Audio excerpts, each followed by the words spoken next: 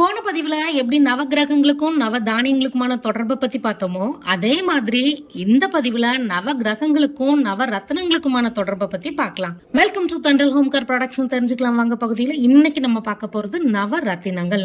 நவ ரத்தினங்கள்ங்கிறது நவ கூட்டல் ரத்தினங்கள், அதாவது 9 வகையான மணிகள் அப்படிங்கிறது பொருள். அவை என்னலானா மரகதம், மாணிக்கம், முத்து, வைரம், வைடூரியம், நீலம், பவளம், புஷ்பராகம், கோமேதகம். ஒருவேளை இந்த வீடியோவை பார்க்குற ஸ்டூடெண்ட்ஸ் யாராச்சும் இருந்தீங்கன்னா, இந்த நவரத்னங்களை மனப்பாடம் பண்றது கஷ்டமா இருக்குன்னு ஃபீல் பண்ணீங்கன்னா, இதுல கொடுத்திருக்கிற இதே ஃபார்மட் படி படிச்சீங்கன்னா உங்களுக்கு மனசுல ஈஸியா பதிஞ்சிரும். இதுல முதல் 3 மேமாமு வரிசையிலையும், 4வது 5வது குரில் நெடில் மாதிரியான ஓசையோடையும், 6வது 7வது லகர லகர வரிசையிலையும், இப்ப 7வதா பவளம் வர்றதுனால அதுக்கு அடுத்ததா 8வதா புஷ்பராகனும் ப வரிசையிலையும், கடைசியா கோமேதகமும் வரும்.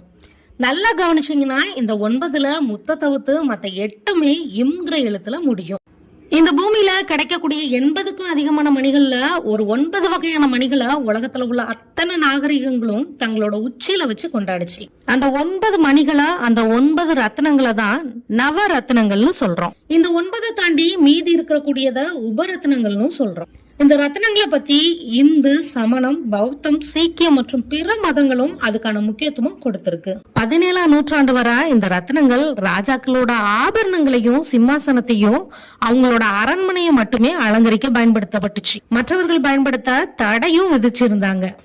நம்மளோட பழங்கால நூல்கள்ல நவரத்னங்கள் பற்றிய குறிப்புகள் நிறையவே இருக்கு. அதுவும் குறிப்பா கருட புராணம், ஜோதிட புராணம், சரக சம்ஹிதை, நவரத்ன சாஸ்திரம் முதலான நூல்கள்ல இத பத்தி விரிவாவே விளக்கு. மேலும் மருத்துவத்திலையும் இந்த நவரத்னங்கள் பயன்படுத்தப்பட்டிருக்கு. வணிக நோக்குல இந்த நவரத்னங்களை ராசி கற்கள்னும் அதிர்ஷ்ட கற்கள்னும் ஜெம்ஸ்டோனும் சொல்லுவாங்க. எப்படி ஒளி குறைவா இருக்கிற இடத்துல வெளிச்சத்தை கூட்டி தெளிவா படம் எடுக்கிறோமோ அதே மாதிரிதான் நம்ம உடம்பும் நவகிரகங்கள்ட்ட இருந்து சக்தியை உள்வாங்குது. அப்படி உள்வாங்குற சக்தி குறையிறப்ப அந்த கிரகங்களுக்கான கற்களை நாம அணியிறப்ப அந்த கற்கள் அந்த கதிர்களை ஈஸியா அப்சர்வ் பண்ணி அந்த தட்டுப்பாட்டை பேலன்ஸ் பண்ணிரும். அதனால அந்த தட்டுப்பாடுனால உண்டாகக்கூடிய நோய்களும் தீரும். இந்த ரத்ன கற்கள் எந்த நிறத்தை உள்வாங்குதோ அந்த நிறத்தை ஒத்தே பிரதிபலிக்கும். இந்த 9ல முத்தும் பவளமும் கடல் மாதாட்ட இருந்தும், வைடூரியம் எரிமலை குழம்புல இருந்தும், ஏனைய அனைத்துமே பூமி தாயோட மடியில இருந்தும் நமக்கு கிடைக்குது. இதுல சூரியனுக்கான கல்லா ரெட் கலர்ல இருக்கக்கூடிய ரூபின்னு சொல்லப்படுற மாணிக்கமும், சந்திரனுக்கான கல்லா ஒயிட் கலர்ல இருக்கக்கூடிய பியல்னு சொல்லப்படுற முத்தையும், செவ்வாய்க்கான கல்லா ரெட் அண்ட் ஆரஞ்சு மிக்ஸ் ஆன நிறத்துல இருக்கக்கூடிய கோரல்னு சொல்லப்படுற பவளமும், புதனுக்கான கல்லா பச்சை நிறத்துல இருக்கக்கூடிய எமரால்டுன்னு சொல்லப்படுற மரகதமும், வியாழனுக்கான கல்லா கிரீனிஷ் எல்லோ கலர்ல இருக்கக்கூடிய எல்லோ ஷஃபியர் மற்றும் டோபாஸ்னு சொல்லப்படுற புஷ்பராகமும், சுக்கிரனுக்கான கல்லா டைமண்ட்னு சொல்லப்படுற வைரமும், சனிக்கான கல்லா நீல கலர்ல இருக்கக்கூடிய நீலத்தையும். இதுல என்ன ஒரு ஸ்பெஷல்னா, மத்த எல்லா கிரகங்களையும் அந்த கிரகத்தோட பேரை வச்சு மட்டும்தான் அழைப்போம். ஆனா சனியை மட்டும்தான் சனீஸ்வர பகவான்னு கொஞ்சம் உயர்வா சொல்லுவோம்.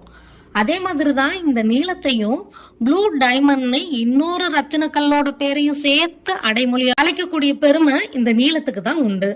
ராகுக்கான கல்லா ரெட் பிரவுன் கலர்ல இருக்கக்கூடிய கார்னட் மற்றும் அசனைட்னு சொல்லப்படுற கோமேதகமும், கேதுக்கான கல்லா கிரே கலர்ல இருக்கக்கூடிய கேட்சைன்னு அழைக்கப்படுற வைடூரியமும் இருக்கு. இந்த பதிவு முடிக்கிறப்ப எனக்கு கண்ணகியோட சலம்புல இருந்த அந்த மாணிக்க பரல்களும் கோப்பெருந்தேவியோட சிலம்புல இருந்த அந்த முத்தும் தான் ஞாபகத்துக்கு வருது. இதே மாதிரியான ஞாபகங்கள் உங்ககிட்ட இருந்துச்சுன்னா கண்டிப்பா கமெண்ட்ல பதிவு பண்ணுங்க. நன்றி, வணக்கம்.